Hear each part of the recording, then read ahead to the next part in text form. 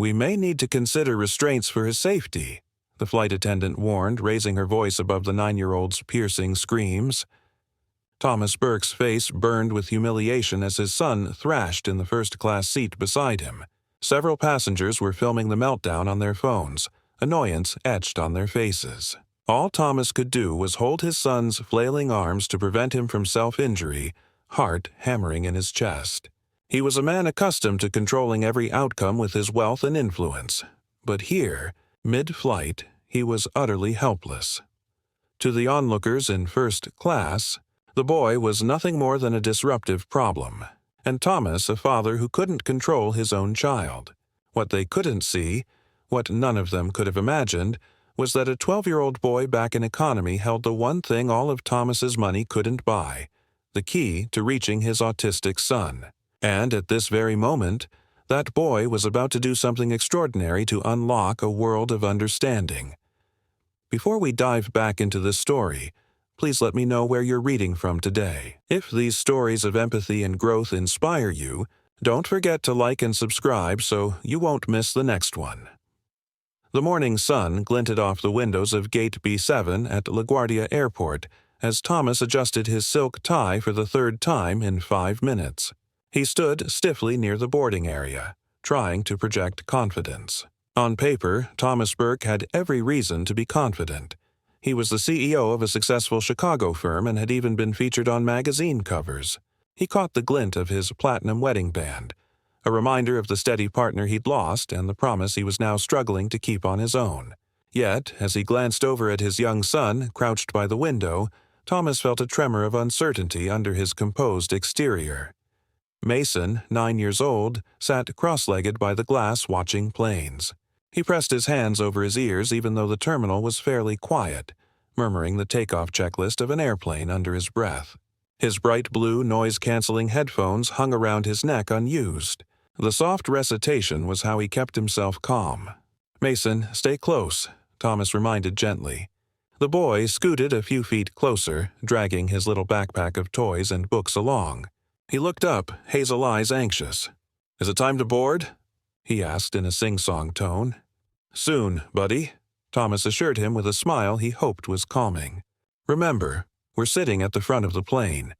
Lots of space and it'll be nice and quiet."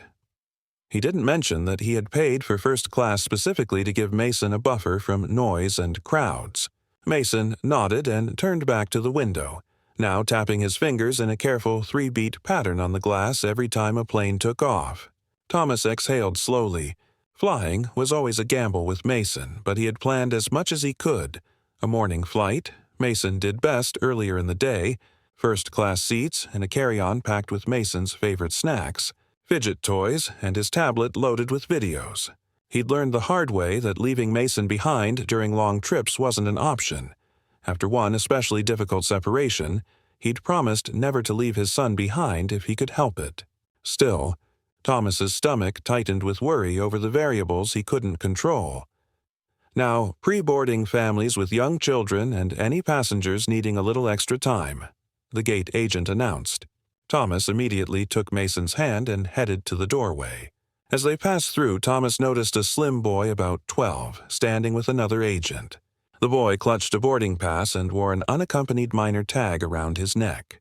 A battered red toy car peeked out from a mesh pocket of his backpack. The agent was saying gently, "Your Aunt Grace will be at the gate when you land, okay? You're doing great." The boy, Jalen, nodded, though he looked nervous. Thomas offered him a polite smile in passing, but his mind was already back on Mason. As Thomas and Mason disappeared down the jet bridge, Jalen blew out a shaky breath and mustered his courage. He wasn't used to traveling without his mom, but he knew she needed him to be strong today. So, with one last glance at the gate, Jalen squared his shoulders and followed the agent onto the plane. Father and son made their way down the jet bridge and into the plane's first-class cabin. Thomas settled Mason by the window in the spacious leather seat. Mason immediately hugged his stuffed airplane to his chest. "If you need your headphones or your tablet, they're right here in the pocket," Thomas said softly, tapping the seatback pocket. Mason gave a quick little nod. He was chewing his bottom lip, never a good sign. Thomas pulled out the safety pamphlet from the seat pocket and handed it to his son, knowing Mason loved examining the plane diagrams. Sure enough, Mason focused on the pamphlet intently, tracing the exits and aircraft layout with his finger. Other passengers filed into first class. Across the aisle, a gray-suited businessman was typing on his phone, and in the front row, an elegant older woman was tucking her handbag away. No one paid special attention to them yet. Thomas took a cautious breath of optimism. Mason was quiet, absorbed in the safety card, and the low rumble of the engines hadn't fazed him. Maybe, just maybe, they would land in Chicago in a few hours with nothing unusual to report. Thomas could not have imagined just how extraordinary this flight was destined to become.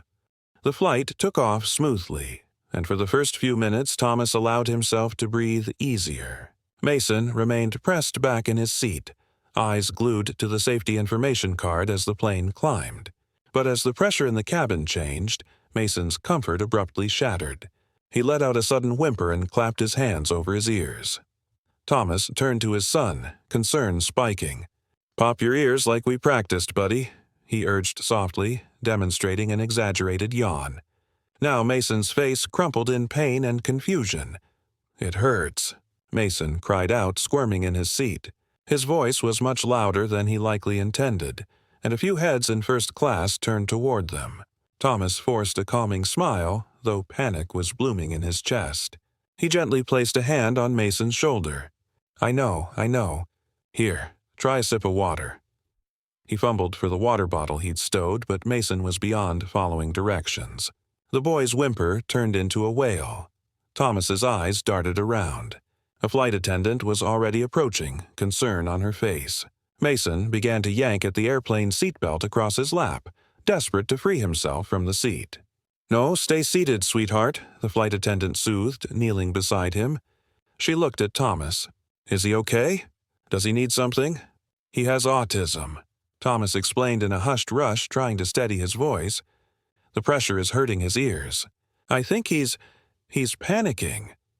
Mason's cries rose another octave then, a shrill, panicked keen. Thomas winced, torn between trying to comfort his son and the growing awareness of the other passengers' stares. "Make it stop," someone muttered from across the aisle. The businessman in the gray suit had lowered his phone and was watching with open irritation. Thomas felt his face burn. He reached into the seat pocket and grabbed Mason's noise-canceling headphones. Maybe blocking out the roar of the cabin would help. "Mason, here." He tried to gently slip the headphones over his son's ears, but Mason twisted away, knocking them to the floor. "No, no," Mason screamed. He started thrashing in his seat, heels kicking into the base of his first-class chair. Thomas's heart lurched.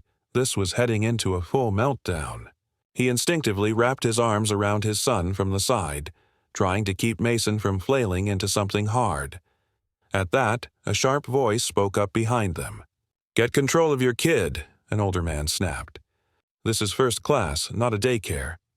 Several other passengers murmured in agreement. Thomas felt as if he'd been slapped. He opened his mouth to respond, maybe to plead for patience or explain, but the flight attendant beat him to it.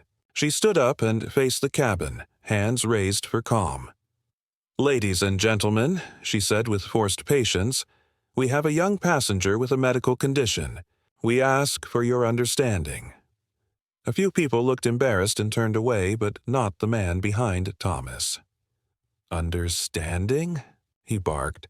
"I paid good money for this seat, and I can't even hear myself think." He craned his neck to glare at Thomas and the sobbing child. If he can't calm down, maybe they should have sat in coach. Or better yet, not flown at all. Thomas's cheeks burned with shame. He knew Mason couldn't help it. But in that moment, holding his struggling, shrieking child, Thomas felt like the worst parent in the world. Words failed him. He just tightened his hold around Mason to keep him safe. Mason was now past the point of no return. His fists pummeled his own head in distress, a behavior that always terrified Thomas. The flight attendant's face had gone pale. "Sir," she addressed Thomas urgently over Mason's screams, "we may need to consider restraints for his safety." "Restraints?" The word sent a bolt of anguish through Thomas. He imagined his sweet boy bound to the seat, terrified and confused, and a despairing sound escaped Thomas's throat. He had failed. In front of the entire plane, despite all his preparations, he had failed to keep Mason calm and safe. As Thomas stammered out something, "Please, just give me a minute." He noticed several passengers raising their phones, angling to capture video of the chaos. A hot mix of anger and humiliation washed over him.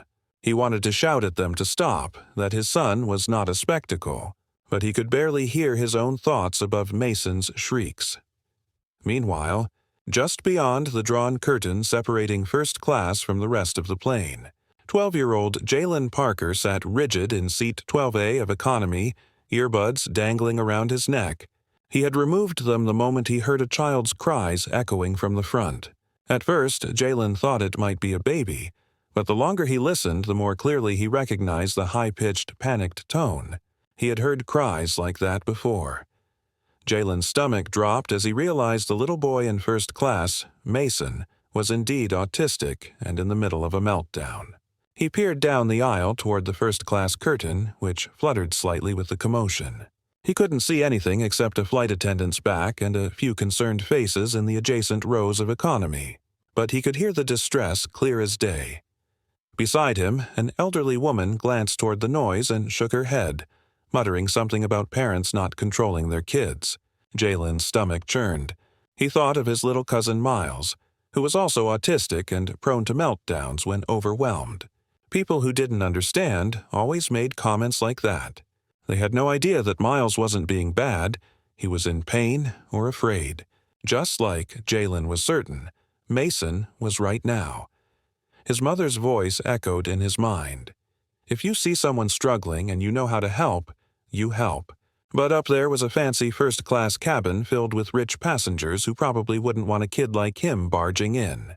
Jalen bit his lip hard. He remembered how gentle he'd had to be with Miles during his meltdowns, how sometimes the only thing that broke through the storm was a familiar toy or a calm presence. He had one of Miles' favorite little toys right in his backpack, a red die-cast car missing a wheel. It was broken, yes, but that didn't stop Miles from loving it. In fact, it was the only toy Miles would hold during hospital visits or long car rides when things got scary. Another shriek from the front of the plane made Jalen jump in his seat. His decision was made before his nerves could overthink it. He unbuckled his seatbelt. "Where are you going?"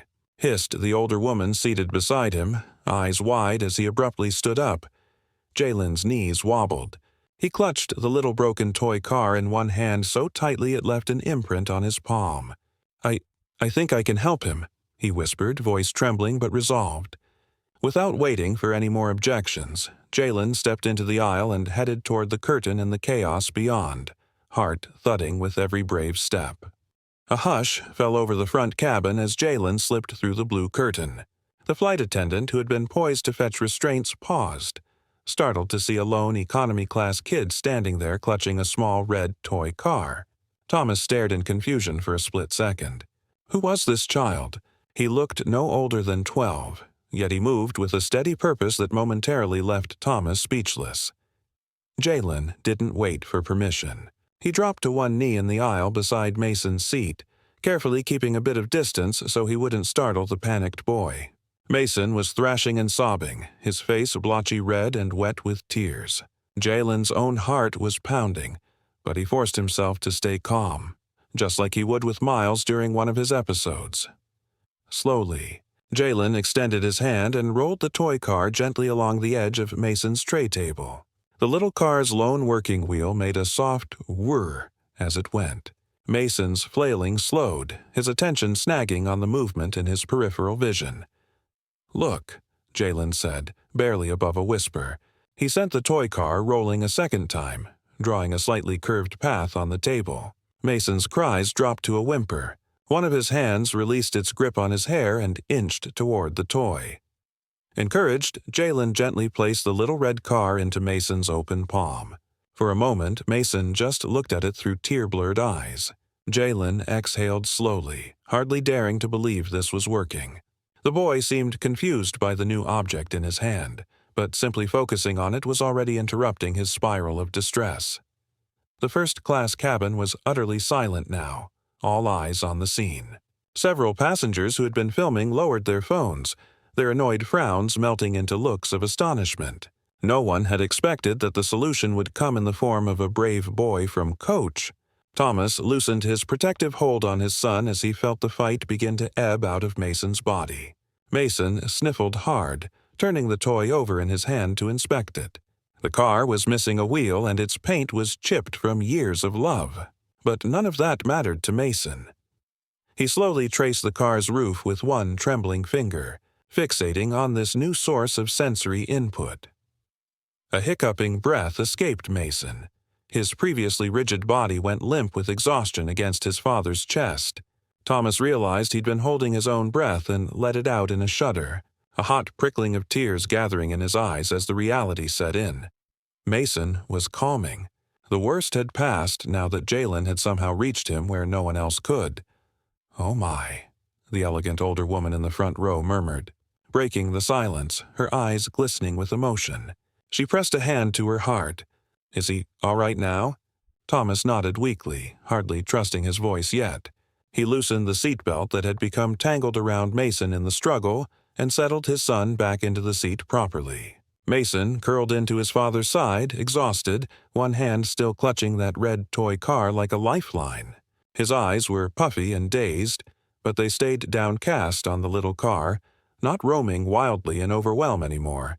The flight attendant exhaled in visible relief. She crouched next to Jalen.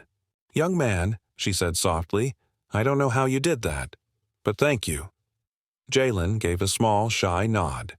Up close, Thomas could see the boy more clearly now. He was slight and a bit awkward, with kind brown eyes that flicked anxiously between Mason and the adults.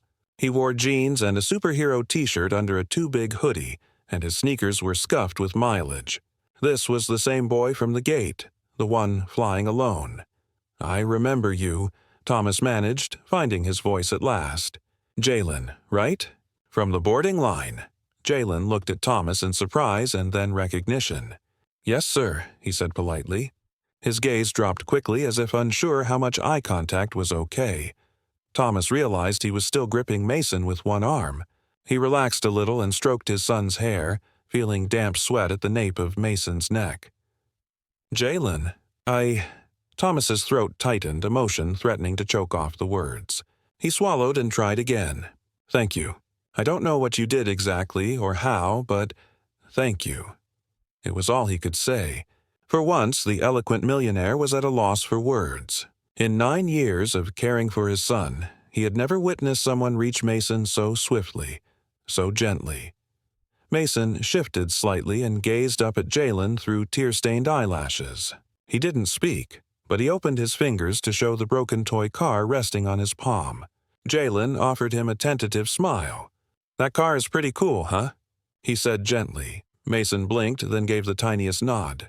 For Thomas, that subtle gesture was nothing short of a miracle, clear evidence that the worst of the storm had passed. Mason rubbed his thumb over the car's worn paint. The tension in the cabin slowly began to dissolve. Several passengers let out breaths they'd been holding. One of the first-class attendants appeared from the galley with a bottle of water and handed it to Thomas, who gratefully uncapped it. He brought it to Mason's lips. "Here you go, buddy. Take a sip." Mason obeyed in a daze, drinking a few gulps before leaning back against his seat, eyes already closing. He was utterly drained. The gray-suited businessman behind them cleared his throat. "Kid," he grumbled, not quite meeting Jalen's eyes. "That was, well, good job." The words came out awkward, but at least it was an acknowledgement. The flight attendant shot the man a sharp warning look, and he promptly busied himself with his phone, face flushed. Is it okay if I stay for a minute?" Jalen asked quietly. The question was directed at the flight attendant as much as at Thomas. "Oh, Tiki, he might need me to keep him calm."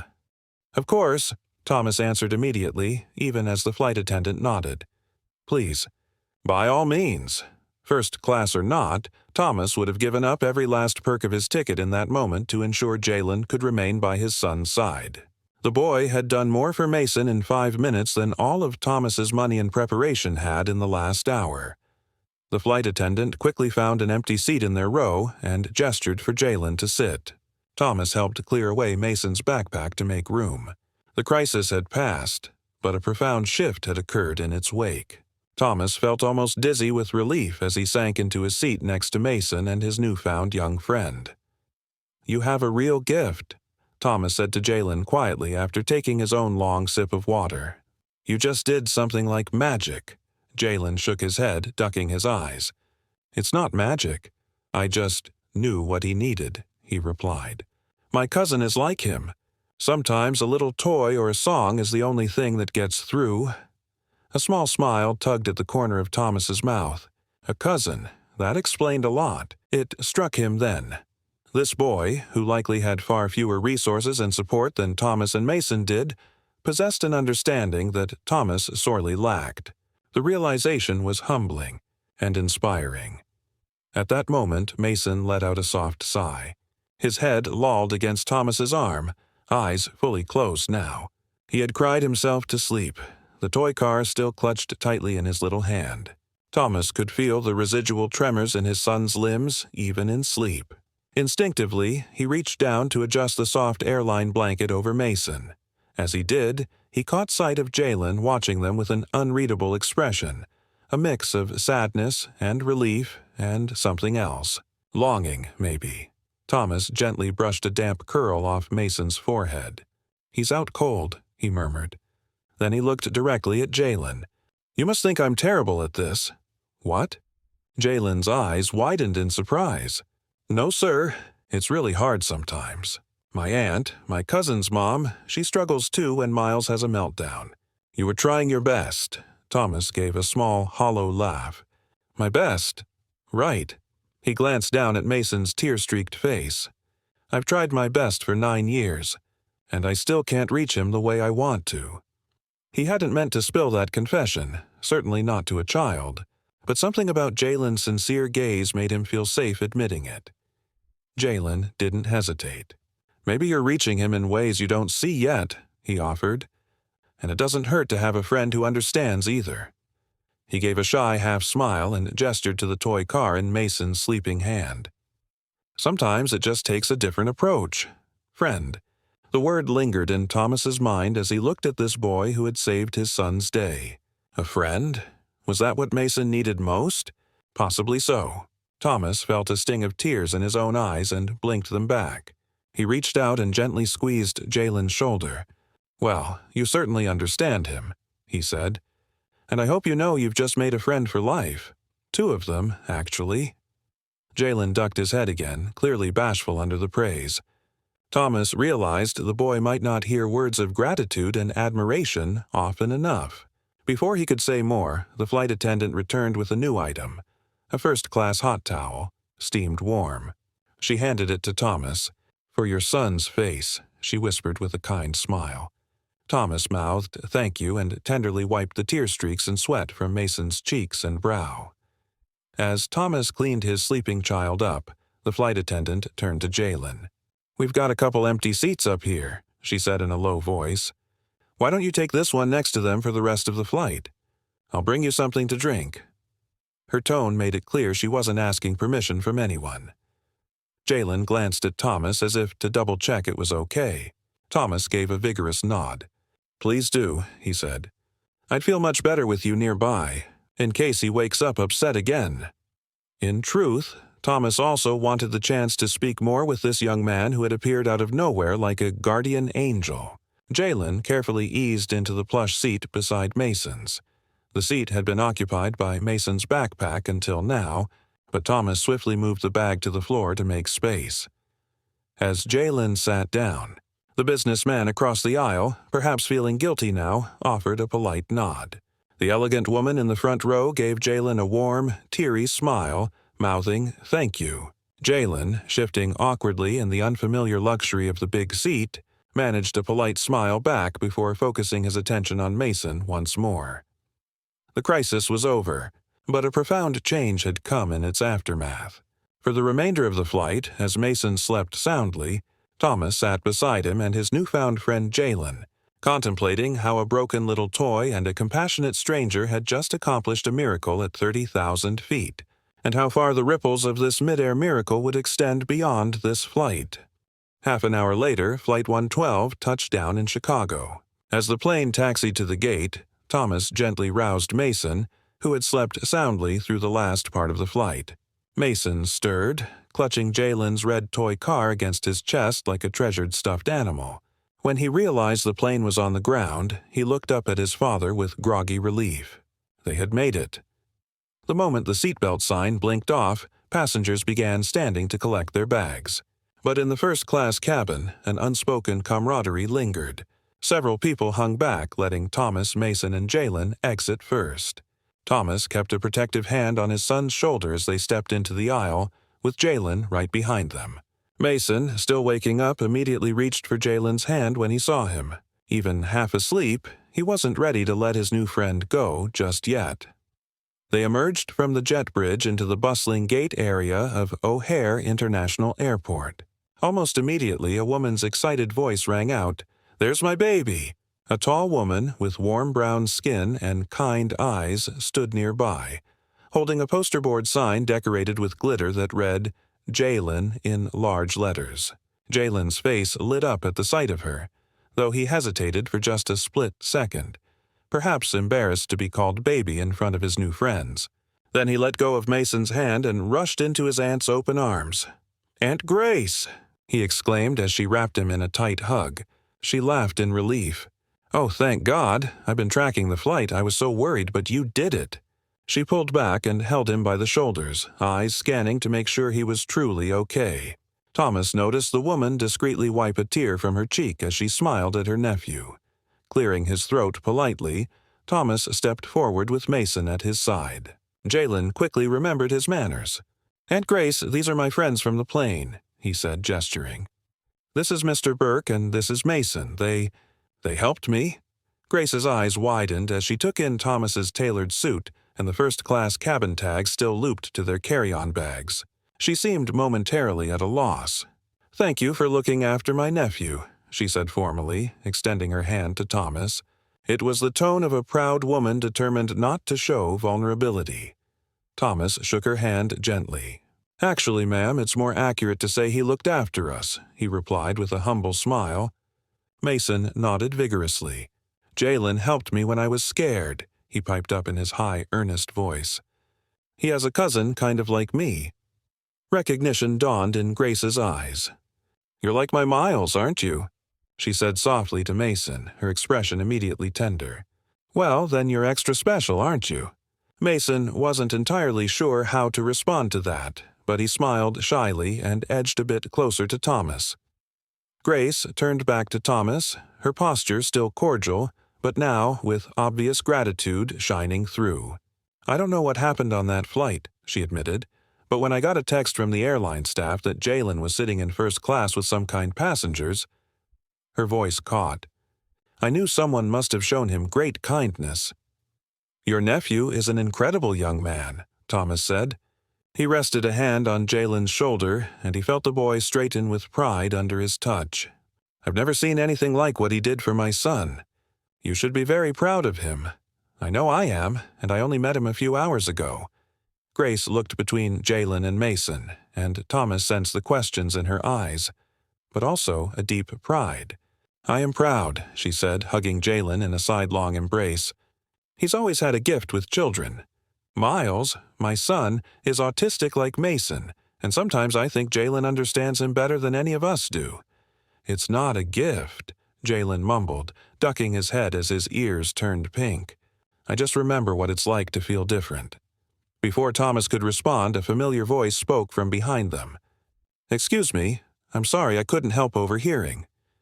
It was the older businessman from first class, the one who had been so irritable before. He cleared his throat, looking distinctly humbled. "I just wanted to say what your nephew did today." He shook his head, chuckling a little. "Well, it changed my perspective, including mine." Grace nodded politely, not quite sure what to say. The man reached into his wallet and pulled out a business card. "I own a chain of family restaurants in Chicago," he explained, handing the card to her. "We're always looking for good people. If your sister or you need work once things settle down, please give me a call. Good pay, full benefits." Jalen's mouth fell open. You'd do that for us?" he stammered. It was one thing for people on the plane to offer kind words, but this was something tangible for his struggling family. The businessman gave a sheepish shrug. "Today, you reminded us all what actually matters," he said simply. "Helping people, family, decency. Consider that card a thank you, or just an act of paying it forward." Grace pressed a hand to her chest in astonishment. "That's unbelievably generous of you," she managed. "Thank you." As Grace accepted the card, another figure stepped forward, the silver-haired gentleman who had been sitting a few rows back in economy. He introduced himself as an attorney specializing in workplace health cases. "Pardon me for interrupting," he said, "but I heard on the flight about your sister's situation. I believe you mentioned she was exposed to asbestos?" Grace's eyes widened again, and she glanced at Jalen. He had mentioned his mom's illness to Mason during the flight, and evidently others had overheard. "Yes," she said. "She cleaned offices for years that had asbestos in the walls. She's very ill now. Lung cancer. The company is denying responsibility." Her voice faltered, the weight of those words evident. "I see." The lawyer handed her a card as well. "I work on environmental injury cases. If you're interested in pursuing this, my firm would be glad to represent your family pro bono. That means free of charge," he added gently, noting her astonished expression. "From what I heard, it sounds like gross negligence. Multiple people sick, correct? We'd be more than willing to fight for you." Tears pooled in Grace's eyes. It was as if every worry she carried was being lifted, one, by total strangers. I don't know what to say," she whispered. "Thank you." Thomas watched this cascade of goodwill with a full heart. Only a short while ago, he had felt utterly alone in dealing with Mason's struggles. Now, because of one brave boy, an entire community of help had sprung up around them. It was overwhelming, but in the best possible way. Mason, sensing the emotions swirling in the grown-ups, reached up to tug on Thomas's sleeve. "Daddy," he said quietly. "Is Jalen leaving now?" All the grown-ups paused. Mason's lower lip quivered at the thought. Grace squeezed her nephew's shoulder. "We do have to head home, sweetheart," she said to Mason kindly. "But I promise I'll bring Jalen to visit you someday." Mason immediately turned to Thomas with an imploring look. "Can we see Jalen again, please?" Thomas knelt so he was eye level with his son. "Absolutely," he assured him. "We're friends now, and we're not going to lose touch." He glanced up at Grace, who nodded in agreement. "Friends don't stop being friends just because they're apart," Jalen added, remembering what his mother always told him. "Chicago isn't that far from New York. Maybe your dad can bring you to visit sometime." Thomas smiled. "Whenever Mason wants," he promised. Mason threw his arms around Jalen in an impulsive hug. "Thank you for helping me," he whispered. "Please don't forget to call me." Jalen hugged him back, a grin breaking out. "I won't. I'll call you tonight, okay? I want to show you something in my room." Grace gently beckoned her nephew. "We should get going, hun. We have a bit of a drive." Reluctantly, Jalen pulled back from Mason. "See you later, Mason. See you soon," he said, giving a little wave. Thomas shook Jalen's hand one last time, pressing his other hand over it in a gesture of heartfelt respect. "We'll be in touch, and we'll see you again. Count on it." His eyes were shining with gratitude and something else, something like affection, for this boy who had done so much. With final smiles and goodbyes, Grace took Jalen's hand and started toward the exit, the glittery sign tucked under her arm. Mason clung to Thomas's side as they watched their new friends depart. He already missed Jalen, but Thomas gave him a reassuring squeeze. They weren't saying goodbye for good, not if he had anything to say about it. As Thomas and Mason turned to head toward their connecting gate, he became aware of other travelers around them on their phones, chattering excitedly. Out of the corner of his eye, he saw a young woman showing a video to her friend. A video that looked very much like the scene of Jalen calming Mason on the plane. A caption in bold letters read, "You won't believe what I just witnessed on this flight." Thomas's brow furrowed, but before he could investigate further, Mason tugged his hand. "Daddy, I'm hungry," Mason said. Thomas mustered a smile and decided the viral video, if that was indeed what it looked like, could wait a little longer. Right now, he had a more pressing priority: getting lunch for his son and finding their next flight. With his arm wrapped securely around Mason, Thomas headed off through the terminal, not yet aware that their story was already making its way across the internet and around the world. After grabbing a quick lunch, Thomas led Mason to the airline's first-class lounge to relax during their layover. But before he could even begin to process the whirlwind of the morning, a commotion near the lounge's television drew his attention. On the large screen, a news segment was playing, and to his astonishment, it showed grainy cell phone footage of Jalen kneeling beside Mason on the plane. The headline at the bottom of the screen read, "Boy calms autistic child. During first-class meltdown. Heartwarming video goes viral." Thomas's eyes widened. Around him, other lounge patrons were glued to the TV, some murmuring in admiration at the scene playing out. He saw himself in the video looking desperate and disheveled, and then Jalen's calm, brave actions. It had already been viewed millions of times, according to the news ticker. He barely knew how to react to all this attention. The lounge PA system crackled on. "Attention, all passengers," came a polite but strained voice. "Due to severe weather moving in from the west, all outbound flights are temporarily grounded. We anticipate delays of at least 3 to 4 hours. A collective groan rose from various travelers in the lounge. Thomas's stomach sank. A delay of that length meant they likely wouldn't reach Los Angeles until very late. He glanced down at Mason, who had been contentedly drawing airplane sketches on a napkin. Almost immediately, Mason's body went rigid. "No," he whispered, his voice rising in panic. "No, we have to go. We have to fly now." "Mason." Thomas started, reaching to comfort him, but Mason flung Thomas's hand away. The sudden change, going from relaxed to upended plans, was too much for his son's frayed nerves. "It's not okay," Mason shouted, eyes welling with tears. The lounge's quiet sophistication was now punctured by his distressed cries. "Planes are supposed to fly, that's the rule. They have to go." His voice was climbing back toward that familiar shriek. Thomas felt a jolt of raw panic. This was the exact scenario he had dreaded. Another meltdown, here in a crowded airport lounge, and this time without Jalen. People were definitely staring now, phones raised again, but Thomas tuned them out. All that mattered was helping Mason. Instead of grabbing his son or begging him to stop, Thomas gently sat down on the carpeted floor beside Mason's chair. Mason was rocking back and forth, tears streaming down his face, emitting a keening moan. Thomas began to rock in rhythm with him, matching Mason's motions like he'd seen Jalen do on the plane. "Planes are supposed to fly," Mason sobbed, not even aware of his father sitting beside him now. "They have to go. They have to. Sometimes plans change," Thomas said softly, swaying in time with Mason. His voice trembled, but he kept it calm. "Remember the new rule we made today, kiddo? The rule that when planes can't fly, we find something else to do while we wait." "No new rules," Mason wailed, hands clamped over his ears. "No waiting. Planes go." Thomas's heart pounded, but he knew he had to act fast. If the last day had taught him anything, it was that he needed to meet Mason where he was. He gently turned Mason's chair.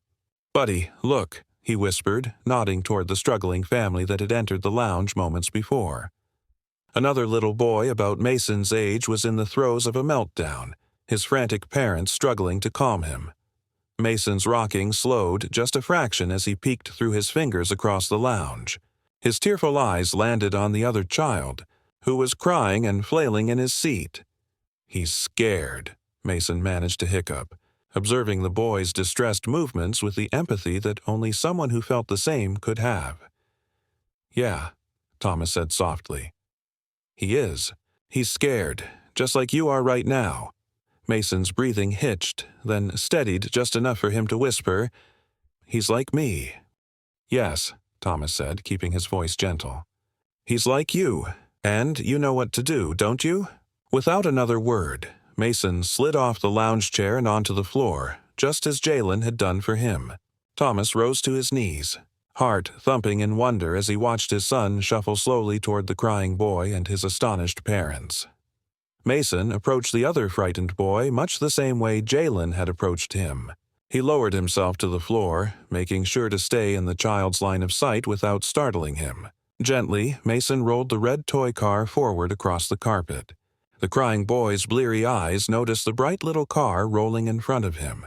His screams tapered to sobs as curiosity took hold. "It's okay," Mason said softly, his voice still wobbly from his own tears but filled with empathy. He rolled the car again, a few inches closer to the boy's feet. The other child blinked in confusion, his furious kicks slowing. Within a minute, the sobbing boy had focused on the toy car entirely. He reached out with trembling hands and scooped it up. Mason offered a tiny smile and nodded encouragingly. All around them, the airport lounge had fallen into awed silence, much as the first-class cabin had earlier. The boy's parents exchanged astonished glances as their son sniffled and examined the toy instead of screaming. The mother mouthed thank you to Mason, who simply pointed to his own chest and then to the boy as if to say, "I understand. He's like me."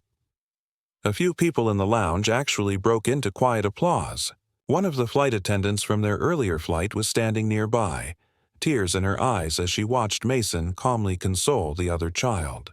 Thomas's heart swelled with pride. He realized that the delay, as miserable as it was, had given his son a chance to become someone else's hero, just as Jalen had been theirs. Eventually, the little boy clutched the red car to his chest and leaned into his mother, exhausted but calm. The crisis had been averted. The boy's father shook Mason's hand, overcome with gratitude. "You're a very kind young man," he told him. Mason ducked his head and shuffled back toward Thomas, who opened his arms and pulled his son into a tight hug. The lights in the lounge flickered just then. The storm outside was near its peak. A distant rumble of thunder rolled overhead. Several small children and even a few adults yelped in alarm as the overhead lights fluttered off and on. Mason, still wrapped in his father's embrace, looked up at the ceiling.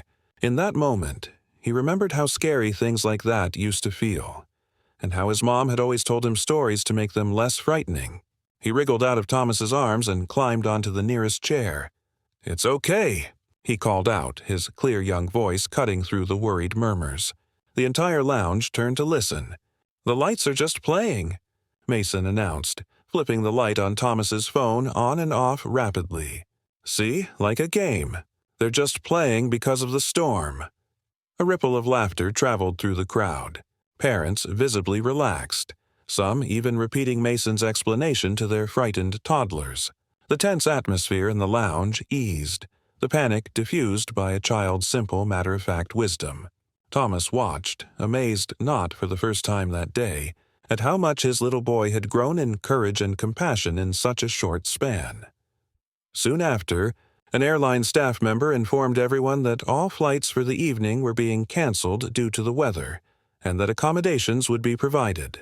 Instead of groans and frustration, the announcement was met with remarkable patience. It seemed Mason's demonstration of bravery and kindness had reminded many travelers about what truly mattered. That night, Thomas and Mason settled into a nearby hotel the airline arranged. After so many emotional ups and downs, both father and son were beyond exhausted. But as they prepared for bed, Mason couldn't stop talking about Jalen and everything that had happened. Thomas listened with a soft smile, grateful beyond words that what began as the worst day of his life had transformed into something so beautiful. While Mason brushed his teeth, Thomas checked his phone one more time. Amid dozens of new messages, one stood out. It was from a number he didn't recognize. Dr. Jennifer Patterson, M.D. Anderson Cancer Center. Thomas's breath caught as he opened it.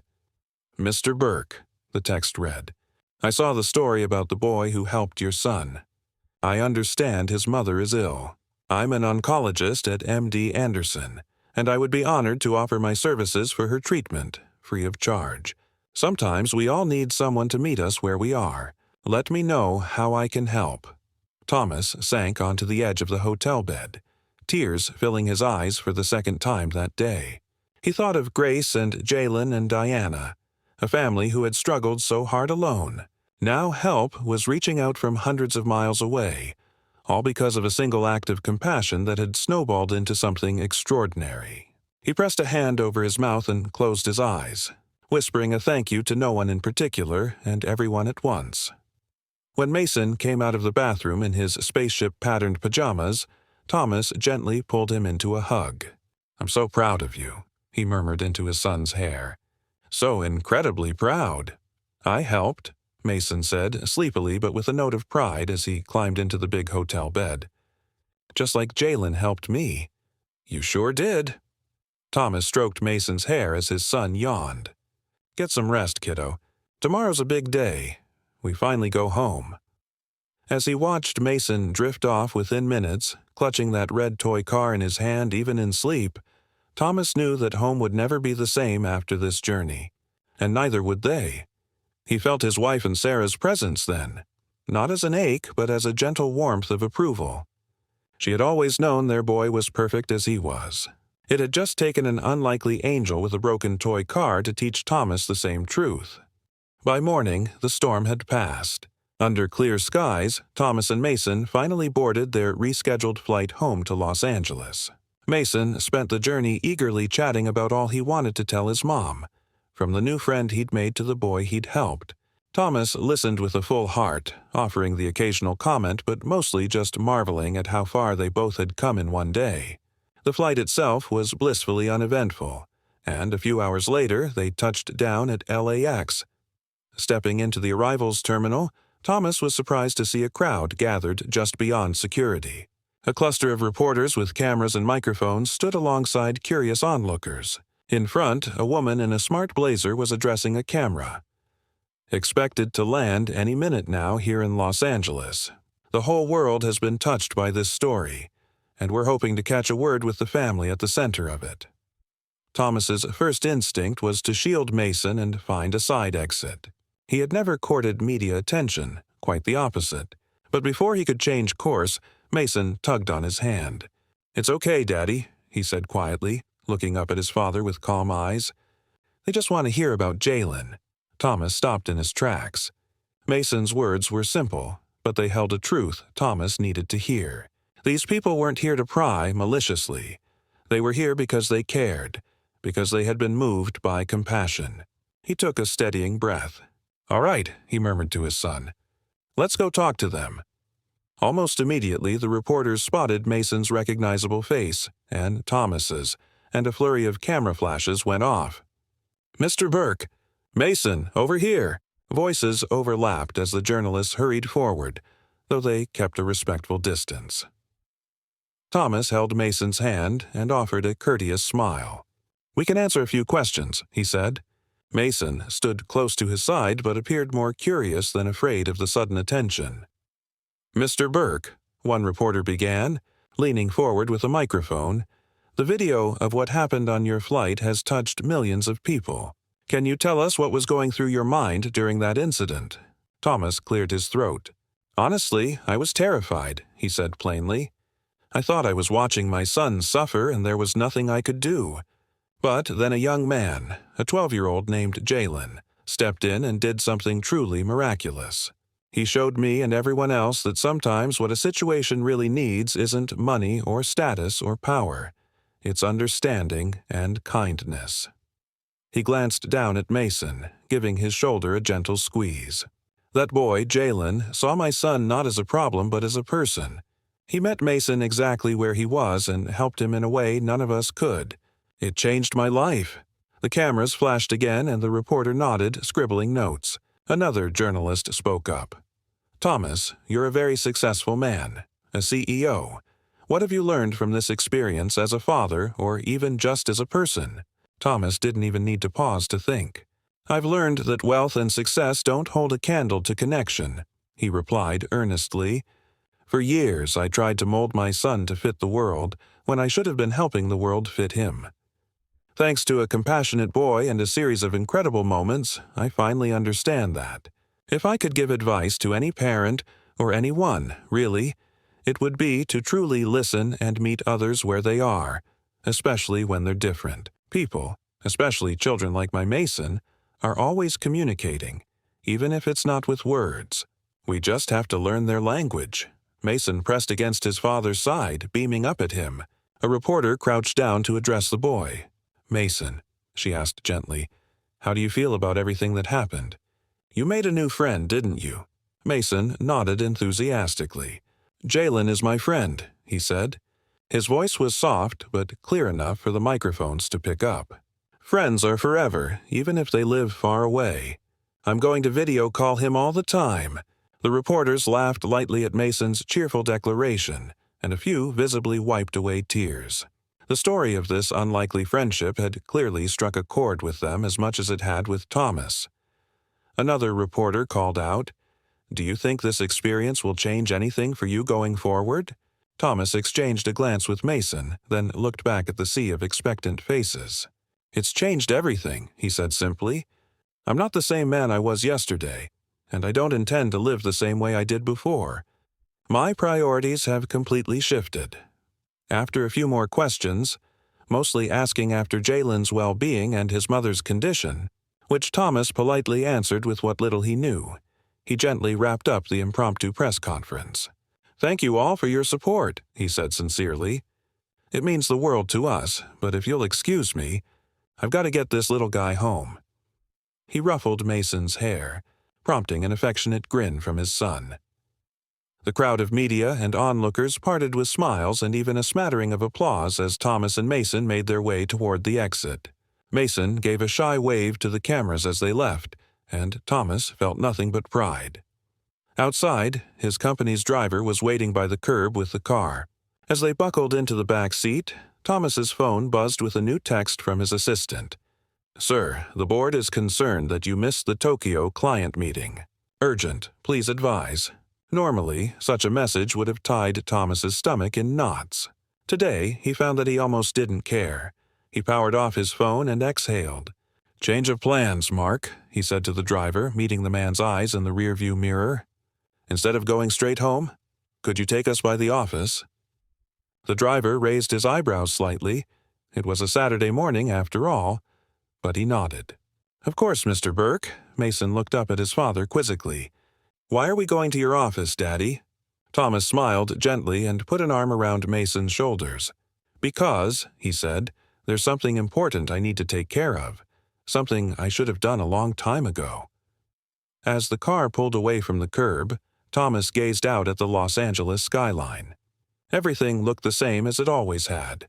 The palm trees, the busy traffic, the haze of morning sun. But inside him, everything was different. And for the first time in a long time, he was eager to make things right. 20 minutes later, Thomas was up on the executive floor of his office building with Mason in tow. The usually bustling boardroom was empty on a Saturday, silent except for the hum of air conditioning.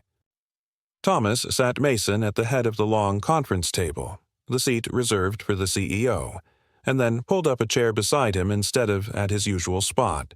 Mason swung his legs, looking tiny in the oversized leather chair, and curiously surveyed the wall of framed awards and magazine covers featuring his father. "This is where Daddy works," Thomas explained gently, "where I make a lot of big decisions about the company." "Big decisions?" Mason echoed, spinning slightly in the chair. Thomas managed a smile. "Very big. But I realized something. I've been making all these big decisions about business, but I haven't been making the important decisions about us, about our family." He gestured around the impressive but impersonal room. "That changes today." Mason watched as Thomas pulled out his phone and opened his corporate email. With a few taps, Thomas composed a short, to-the-point message to his board of directors. "Effective immediately, I am restructuring my role. I will remain CEO, but I will be delegating the majority of my day-to-day responsibilities. My son needs me to be present, not just providing. This is non-negotiable." Thomas added a note that the Tokyo client situation would have to be handled without him, then hit send. The email whooshed off, and with it, Thomas felt an immense weight lift from his shoulders. Mason tilted his head. "Did you just quit?" he asked in a small voice. Thomas chuckled. "Not quite. But I am going to be working a lot less, so I can spend a lot more time with you. Is that okay?" Mason broke into a grin and nodded. "Yes, that's really okay." After a moment, he added with a thoughtful frown, "You're different now, huh, Daddy?" Thomas turned in his chair to face his son. The morning sun slanted through the high windows onto the conference table, illuminating Mason's earnest face. "I think I am," Thomas admitted. "Is that okay?" "Different is good," Mason declared, echoing words he'd heard somewhere. Maybe from Jalen, maybe from his mom. Or maybe he'd formed that truth all on his own. "Yeah," Thomas agreed softly, pulling Mason into a hug. "Different is very good." Just then, Thomas's phone buzzed with an incoming FaceTime call. He smiled when he saw the name. It was Jalen. He must have gotten Thomas's number from the flurry of messages exchanged after the video went viral. Thomas immediately accepted the call and propped the phone up so Mason could see too. Jalen's face appeared on screen, looking a little tired but happy. Behind him, they could see Aunt Grace's living room. Grace herself hovered in the background with a tissue in hand, and beside her, a younger boy with the same big brown eyes as Jalen, little Miles, peeked curiously at the phone. "Hi, Mr. Burke." "Hi, Mason," Jalen greeted enthusiastically. "I hope it's okay I called. I wanted to tell you. That doctor you told us about texted my aunt this morning. She says she can help my mom. We're going to fly to Texas next week to start treatment." Grace's face, visible over Jalen's shoulder, was overwhelmed with hope. "We can't thank you enough, really," she interjected. "Your friend Dr. Patterson already arranged everything. Even the flights to Houston. It's a miracle." Her voice trembled with emotion. "That's wonderful news," Thomas said, feeling his own eyes prick with tears of joy. "I didn't do much. She reached out on her own after seeing the story, but I'm so glad." Mason bounced in his seat. "Is your mom going to get all better now?" he asked Jalen eagerly. Jalen's smile was the brightest Thomas had seen yet. "They're sure going to try," he said. "And my mom is really happy about something else, too. She says she feels like she has more family now than just us." "Like you guys are part of our family." Thomas's throat tightened at that. "You tell your mom she's not alone in this," he managed quietly. "Whatever your family needs, medical care, support, anything, we're going to be there. We're friends now, and friends are forever," Jalen finished with a grin, repeating Mason's earlier mantra. On the screen, little Miles suddenly bounced into view, drawn by the sound of his cousin's excitement. He looked to be about 6 with a shy smile and headphones around his ears. Mason immediately grabbed the drawing that Jalen had given him, the one of Mason smiling beside the superhero plane, and held it up to the camera. "Miles, look," Mason said. Jalen drew this on the plane. "Do you like it?" Miles' eyes widened at the colorful sketch. "Plane," he said softly, clapping his hands. "Superplane. Superplane." Mason agreed solemnly. The two boys, one on screen and one beside Thomas, both giggled, the sound bright and full of life. Grace dabbed her eyes with the tissue, and even through the phone, one could feel the warmth and love radiating between these two families now forever connected by chance and compassion. Finally, after many smiles and plans to talk again soon, and a hilarious virtual high-five between Mason and Miles, the call ended. Thomas set the phone down, his mind already racing with possibilities. For so long, his life had been about building his business empire. Now he felt a new calling, one inspired by a brave boy and a little red toy car. He looked at the wall of accolades, the magazine covers, the plaques, and realized he'd gladly trade them all to keep what he had gained in the last 2 days. On an impulse, Thomas gently removed the largest frame, a Fortune magazine cover featuring his own unsmiling face, and set it aside. In its place, he hung Mason's framed drawing from the plane. They'd had it mounted at the hotel that morning. The crayon superhero plane and 2 smiling stick figures, one larger, one smaller, now stood proudly where Thomas's glossy portrait had been. Thomas then strode to his desk, eyes shining with purpose. He opened a fresh notebook and began scribbling ideas and phone numbers. At the top of the page he wrote, underlined, the Jalen Parker Foundation. He wasn't entirely sure what shape this idea would take, perhaps a nonprofit to support neurodivergent youth and their families, but he knew the why of it with absolute clarity. There were other kids like Mason out there and other parents like himself and Grace, trying their best but often feeling alone. If he could help meet even a few of them where they were, if he could spread the understanding that had been so freely given to him, then that would be a legacy worth working for. As he sketched out plans late into the afternoon, Thomas felt an energizing excitement he hadn't felt in years. This was what all his success and resources were truly meant for, not simply to grow his own wealth, but to enrich the lives of others and build bridges of empathy. That evening, after an emotional reunion with their dog and a dinner full of Mason excitedly telling his grandparents all about his adventures, the house grew quiet. Mason had fallen fast asleep in his own bed, utterly content and exhausted. Thomas found himself standing in the doorway of his son's room, watching the gentle rise and fall of Mason's chest in the glow of a nightlight. On the wall above the bed hung the drawing of the superhero plane that Jalen had given Mason, now proudly framed and placed where Mason could see it each morning. Thomas's heart felt full to bursting. So much had changed in such a short time, yet it felt as if it had been building to this all along. He took out his phone, not for work emails or crises, but to jot down some of the profound lessons he never wanted to forget. In his Notes app, he began a list. Broken wheels can still roll, just differently. A certain little red car taught him that. Friends don't stop being friends when they're apart. Distance matters far less than love. Everyone needs someone to meet them where they are. A truth his wife had known and he finally understood. Different is not less. In fact, different can be extraordinary. The smallest gestures can create the biggest changes. One kind act on a plane sparked a chain reaction of goodness. Children often understand what adults have forgotten. It took kids to reteach the grown-ups about empathy. Pride is the enemy of connection.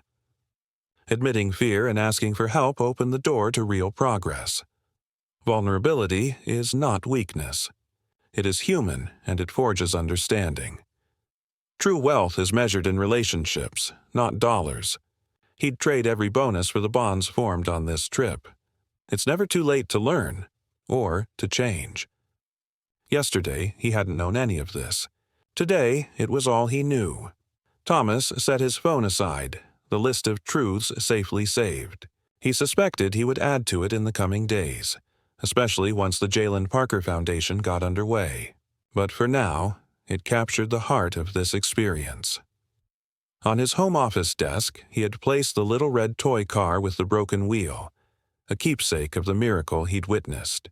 It would remain there always, a reminder that sometimes the smallest things given with love hold immeasurable power. As he stood there, a soft mumble came from Mason's bed.